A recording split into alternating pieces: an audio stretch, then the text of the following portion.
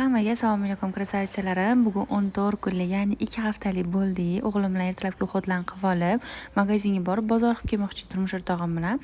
Bilasizlar, bozor qilib juda ham yaxshi ko'raman. O'zim ko'rib, tanlab olgim keladi. Shuning uchun har safar xo'jayinim bilan birga boraman. Bu safar Muhammad hali ko'chaga kam chiqayotgani uchun lutchi korzinkagodan zakaz qilib qo'ya qol dedim. O'g'lim o'zi bilan o'zi o'ynab yotganda priложение kirib, tez tanlab zakaz qilib tashladim. Hamma mahsulotlar bitta joydan xarid qilsangiz bo'ladi. Go'sht, sut, meva, sabzavotlarni 1 soat ichida Toshkentning любой точкasiga dostavka qilib berishadi. Juda ham tez zo'r skidkalar qilishadi. Mana priложение kirishinglar bilan osongina qilib ko'rsatib qo'yilgan hammasi. Zakazimiz kelguncha biz ikkalamiz o'g'lim bilan hovlida, toza havada прогулка qildik. Tezgina zakazimiz ham уже keldi. Birinchi 3 ta zakazga 90 ming skidka, har bir zakazdan 30 mingdan minus bo'ladi. Birinchi 3 ta zakaz uchun 250 mingdan oshdi, dostavka ham tekin. Shu programma o'ylab topganlarga katta rahmat. Уже nechinchi marta zakaz qildim. Har doim svejiy zo'r narsalarni dostavka qilib berishadi.